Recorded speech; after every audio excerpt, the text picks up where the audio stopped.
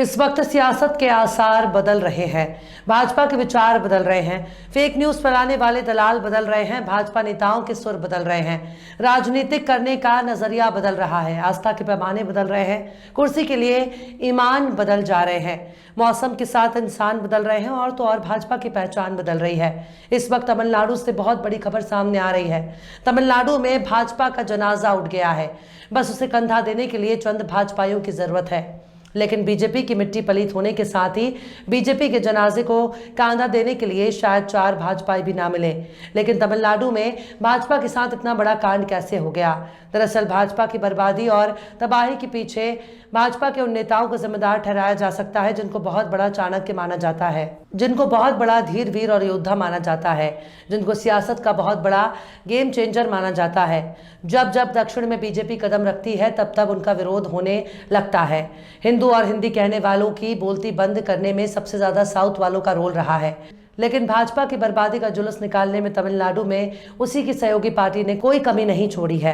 अपने तो अपने, लेकिन सत्ता में बैठे एमके स्टालिन ने भी भाजपा को सर्कस का जोकर में तब्दील कर दिया, जिसके बाद बीजेपी का जमकर मजाक बन रहा है।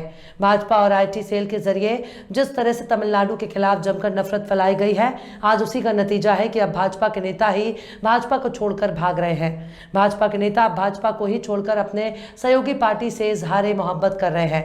अब संगी ही भाजपा को छोड़कर जयललिता की पार्टी में जा रहे हैं। भाजपा के साथ इतनी बेवफाई अगर किसी ने उत्तर भारत में की होती, आईटी सेल वाले इनको कब का देशद्रोही घोषित कर दिया होता। लेकिन तमिलनाडु में बीजेपी के साथ बहुत बुरा हुआ। आईना देख अपना सा मुंह लेकर रह गए। आईना देख अपना सा मुंह लेकर रह गए। साहिब को दिल न देने पे कितना गुरूर था। सलाम, नमस्ते, सत श्री अकाल। मैं हूं आपके साथ हर्षिता मिश्रा और आप देख रहे हैं टाइम्स मेल। कुछ दिनों पहले की बात है जब तमिलनाडु में बिहारी मजदूरों पर हमले की खबर सामने आने लगी। ये खबर ऐसे वक्त में सामने आई थी जब बिहार के नेताओं समेत देश के कई विपक्षी नेता तमिलनाडु में मुख्यमंत्री एमके स्टालिन के जन्मदिन पर एकजुट हुए। और सिर्फ एकजुट नहीं हुए बल्कि विपक्ष नेता एक मंच पर नजर भी आए। और इसकी तस्वीरें जैसे ही सोशल मीडिया पर आई वैसे ही जमकर सियासत होने लगी। शायद इस तस्वीर के वायरल होने के बाद से ही बिहारी मजदूरों पर हमले की फेक न्यूज सामने आने लगी। बिहार सरकार और उनके नेताओं पर इल्जामों की झड़ी लग गई है। हर तरफ तेजस्वी और स्टालिन की फोटो घूमने लगी। भाजपा और आईटी सेल ने तेजस्वी और नीतीश के खिलाफ मोर्चा खोल दिया। मामला इस हद तक बढ़ गया कि खुद मुख्यमंत्री को तमिलनाडु में काम करने वाले बिहारी मजदूरों के बारे में जबान खोलनी पड़ी। ये विवाद इंटरनेट से लेकर सड़क तक और फिर बिहार विधानसभा में पहुंच गया। बीजेपी ने हाथों हाथ इस मुद्दे को खूब फैलाना शुरू किया। बीजेपी नेताओं और प्रवक्ताओं ने बिहारी बनाम तमिल का मुद्दा उठाना शुरू कर दिया। भाजपा का समर्थन करने वाले कई पत्रकार भी बीजेपी के सुर में सुर मिलाते नजर आए। तमिलनाडु के भाजपा नेता भी इस विवाद को लेकर तमिलनाडु की सरकार पर उंगली उठा रहे थे। शायद मकसद केवल एक ही था, कैसे भी करके विपक्षी एकता पर चोट किया जाए, कैसे भी करके अपोजिशन का मनोबल तोड़ा जाए, कैसे भी करके भाजपा के खिलाफ तैयार होने वाले इस बवंडर को शांत किया जाए।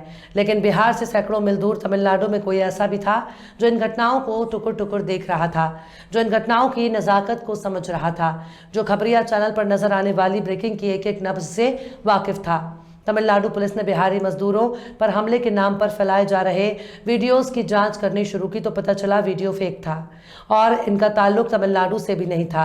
कई ऐसे मामले सामने आए जिनमें भाजपा के नेता और कई पत्रकार फेक न्यूज परोसते नजर आए। तमिलनाडु की पुलिस ने जब चाबुक चलाया तब सबकी बकैती निकल गई और सब के सब मिमियाने लगे।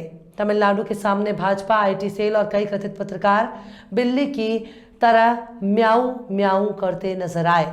पर तमिलनाडु में बैठे स्टालिन की नज़र सिर्फ यहीं तक नहीं थी, बल्कि उन्होंने दूसरों को मिट्टी में मिलाने वाली भाजपा को ही मिट्टी में मिला दिया।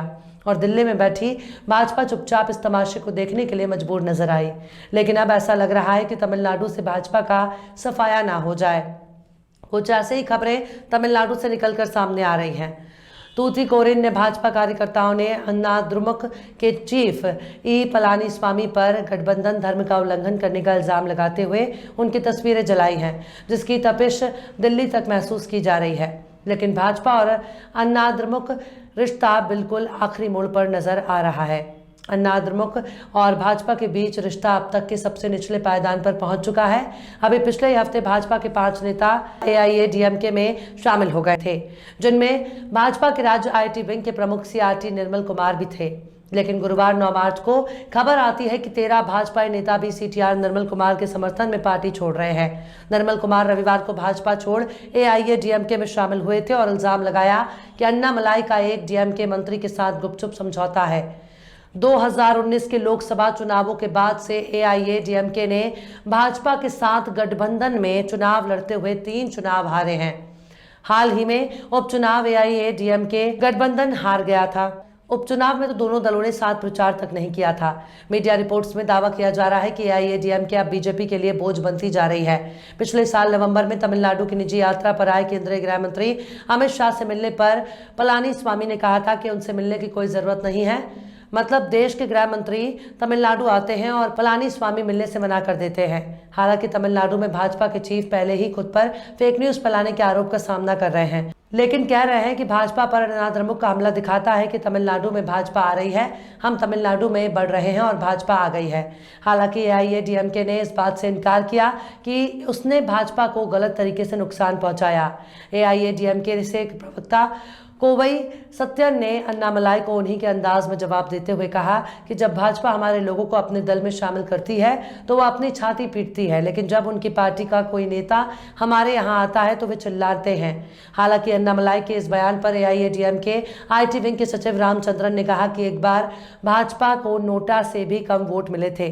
2021 के चुनाव में भाजपा के विधायक कैसे चुनाव जीते, इसका जवाब यह है कि AIADMK और भाजपा ने सहयोगी के रूप में चुनाव लड़ा। AIADMK वो संगठन है जिसने अकेले अपने दम पर चुनाव जीता। उन्होंने कहा कि एक मजाक ही होगा कि AIADMK को आगे बढ़ाने के लिए भाजपा की जरूरत है, यानी बीजेपी को माया मिली न राम। हालांकि अभी कुछ दिनों पहले की बात है जब M.K. स्टालिन ने कांग्रेस के मजबूत होने की कामना की थी और दावा किया था कि दूसरों की मदद के बगैर अपने दम पर भाजपा एक सीट भी नहीं निकाल पाएगी। उन्होंने दावा किया था कि भाजपा ने क्षेत्रीय सहयोगियों की पीठ पर सवार होकर अतीत में और पिछले राज्य के चुनावों में विधानसभा सीटें जीती है। बीजेपी अपने दम पर एक भी सीट नहीं जीत सकती। M.K. स्टालिन के जन्मदिन के मौके पर आए विपक्षी दलों के नेता से मिलने के दौरान भी उन्होंने भाजपा के भविष्य पर चर्चा की थी। इस दौरान स्टालिन ने कहा था कि बीजेपी को हराने के लिए मतभेदों से ऊपर उठकर सभी को एकजुट होना होगा। अपने संबोधन के दौरान उन्होंने कहा कि 2024 का चुनाव इस बारे में नहीं है कि कौन जीतेगा, ये इस बारे में है कि किसे हराना है। मतलब तमिलनाडु में जो कुछ भी हो रहा है उसकी डोर कहीं ना कहीं से स्टालिन के बयानों से जोड़कर देखी जा सकती है। तमिलनाडु में भाजपा बहुत घमंड कर रही है। एक तो पहले ही बिहारी मजदूरों के मामले बीजेपी अपनी शीचा लेदर करवा चुकी है और अब तमिलनाडु में भाजपा टूट के कगार पर पहुंच चुकी है। इस वक्त भाजपा के लिए दक्षिण का खिलाफ भेद पाना बहुत मुश्किल नजर आ रहा है। देखना होगा स्टालिन जितना कह रहे हैं क्या बीजेपी उनको गलत साबित करने में कामयाब होती है या नहीं। फिलहाल इस वीडियो में बस इतना ही। ये वीडियो आपको कैसा लगा कमेंट बॉक्स में जरूर बताइएगा। वीडियो पसंद आए तो लाइक करें। हमारे वीडियो लिंक को फेसबुक, ट्विटर, व्हाट्सएप पर अपने रिश्तेदार, यार, दोस्तों को भी शेयर करें और बेबाक, निष्पक्ष, स्वतंत्र पत्रकारिता को सपोर्ट करने के लिए आप हमारे चैनल टाइम्स मेल को जरूर से सब्सक्राइब करें और हाँ, बेल आइकन की घंटी वाली बटन भी आप जरूर से दबा दें ताकि आपको हमारे आने वाले नए वीडियो की नोटिफिकेशन फौरन ही मिल जाए। फिर मिलता है किसी और वीडियो में एक नई खबर के साथ। हर्षिता मिश्रा को दीजिए इजाजत। जय हिंद। तो देख लिया आपने हमारे इस वीडियो को। हमें उम्मीद है कि आपने हमारे वीडियो को लाइक किया होगा और दूसरों को भी शेयर किया होगा। अगर अभी तक आपने हमारे चैनल टाइम्स मेल को सब्सक्राइब नहीं किया है तो जल्दी से सब्सक्राइब कर दें और बेल आइकन भी प्रेस कर दें।